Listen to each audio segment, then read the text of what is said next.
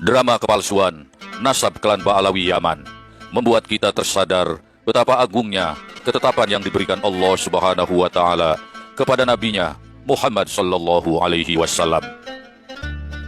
Seperti yang kita ketahui, tiga putra Rasulullah, yakni Al-Qasim, Abdullah dan Ibrahim, semuanya meninggal ketika masih kecil.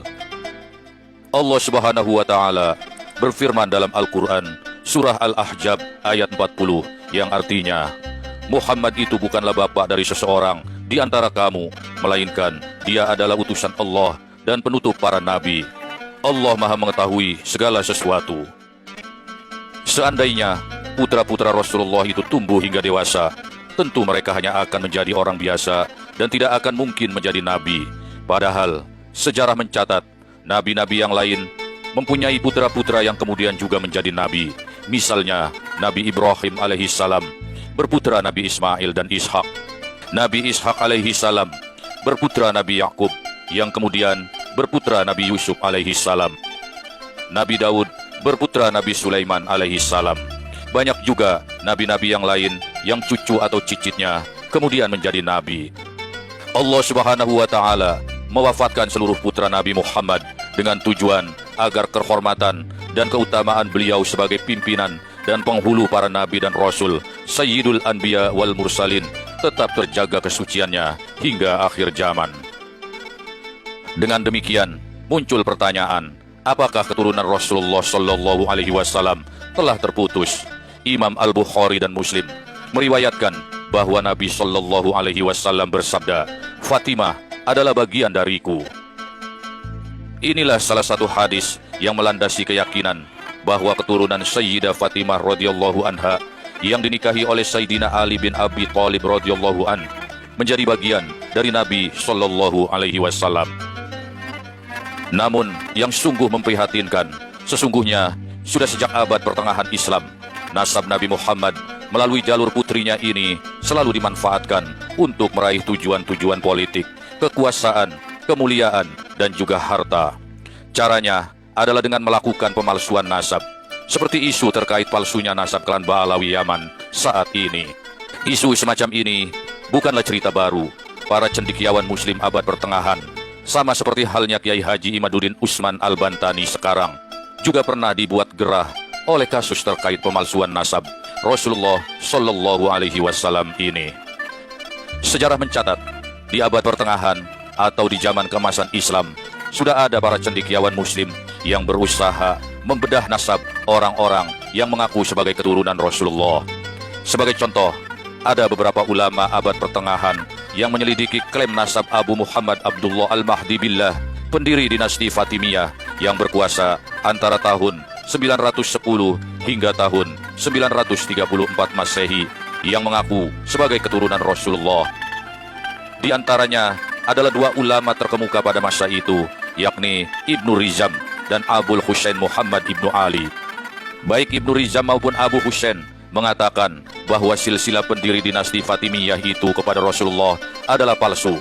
Sebaliknya, mereka mengajukan klaim tandingan bahwa pendiri dinasti Fatimiyah itu adalah putra Maimun Al-Qadah dari Kajustan, bahwa nama asli Abu Muhammad Abdullah Al-Mahdi Billah adalah Sa'id yang berayahkan seorang Yahudi.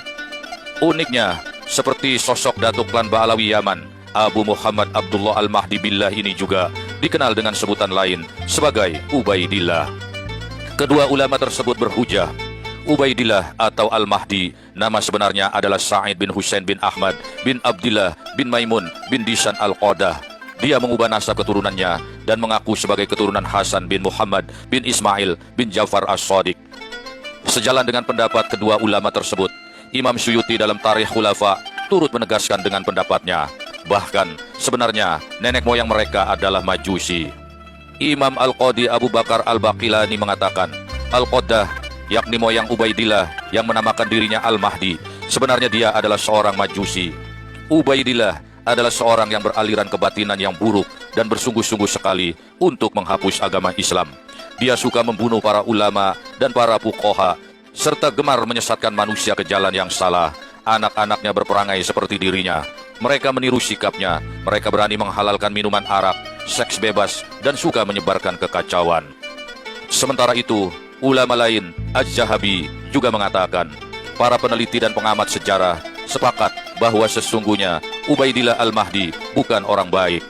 Az-Zahabi bahkan menambahkan, Al-Qaim bin Al-Mahdi bahkan lebih jahat daripada ayahnya. Dia adalah salah seorang jindik, seorang terkutuk, dan berani mencaci maki para nabi secara terang-terangan. Al-Qaim ini adalah putra dari penerus kekuasaan dari Abu Muhammad Abdullah Al-Mahdi Billah atau Ubaidillah. Ulama-ulama terkemuka seperti Ibnu Jauzi, Abu Syamah, Al-Qadi bin Khaliqon dalam kitab sejarahnya bersepakat membatalkan nasab mereka. Bahkan mereka menulis buku khusus membongkar nasab Ubaidillah, seperti Al-Qadi Al-Baqilani yang mengatakan mereka adalah keturunan Majusi dan aliran mereka lebih berbahaya dari mazhab Al-Ghaliyah. Bahkan mereka lebih kafir dari mazhab Al-Ghaliyah tersebut. Satu nama Ubaidillah telah terbukti sebagai pemalsu nasab. Menariknya, nama yang sama juga menjadi pangkal soal terungkapnya kasus pemalsuan nasab oleh klan Ba'alawi Yaman, sama-sama bernama Ubaidillah.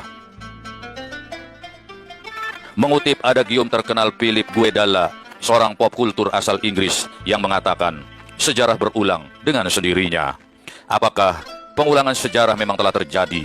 Nama Ubaidillah pertama, yang merupakan sebutan lain untuk Abu Muhammad Abdullah Al-Mahdi Billah, pendiri dinasti Fatimiyah, telah terbukti memalsukan nasab dirinya dan keturunannya sebagai juriyah Rasulullah Sallallahu Alaihi Wasallam.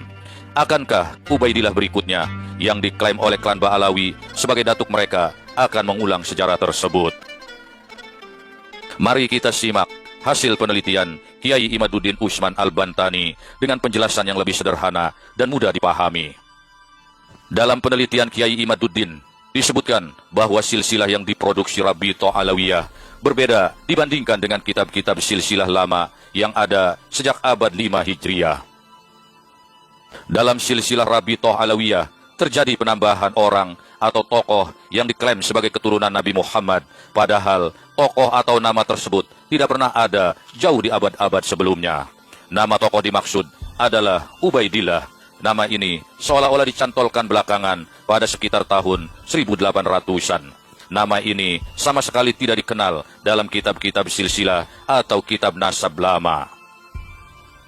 Dari Ubaidillah inilah turun generasi keluarga Ba'alawi yang ada di Indonesia sekarang ini. Artinya, jika Ubaidillah adalah nama yang dicantolkan belakangan, tiba-tiba dan tidak diketahui anak dari siapa, seluruh Habib yang ada di Indonesia ini terputus darah atau nasabnya dari Nabi Muhammad Sallallahu Alaihi Wasallam. Tegasnya, mereka bukanlah keturunan Nabi Muhammad. Demikianlah intisari dari hasil penelitian ilmiah Kiai Imaduddin Utsman Al-Bantani yang sungguh mengguncang itu. Belakangan muncul pula fakta bahwa tidak ada catatan klan Ba'alawi di Yaman, negara asal mereka. Rabithah Alawiyah itu hanya ada di Indonesia dan berdiri pada tahun 1928.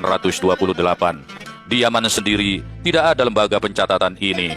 Hal inilah yang menimbulkan keraguan, karena jika benar tersambung kepada Nabi Muhammad Sallallahu Alaihi Wasallam, maka harus ada catatannya dari lembaga di Yaman atau setidaknya di Irak, karena keturunan Nabi di Yaman itu berasal dari Irak. Yang lebih mengagetkan lagi adalah terkuaknya tuduhan bahwa keluarga Ba'alawi Yaman ini adalah antek-antek dan boneka penjajah Belanda dalam menghancurkan perjuangan umat Islam di Indonesia. Catatan ini dibongkar dengan dikaitkan pada pencantolan nama Ubaidillah yang terjadi sekitar tahun 1800-an. Sejarah mencatat bahwa kedatangan Belanda dengan perusahaan dagangnya VOC terjadi mulai tahun 1602 Masehi. Sejak saat itu, terjadilah perlawanan pada Belanda, terutama dari kalangan umat Islam. Salah satu perlawanan yang paling menguras energi dan ekonomi kolonial adalah Perang Diponegoro yang terjadi pada tahun 1825 hingga tahun 1830. Untuk meredam perlawanan umat Islam, atas saran Snokkhorgen, diangkatlah imigran dari Yaman yang bernama Utsman bin Yahya dengan gaji 1000 gulden per bulan oleh Belanda untuk menjadi Mufti Agung Batavia. Utsman, atau disebut juga Habib Utsman, membuat kitab dan berfatwa haram memberontak pada penjajah Belanda. Bahkan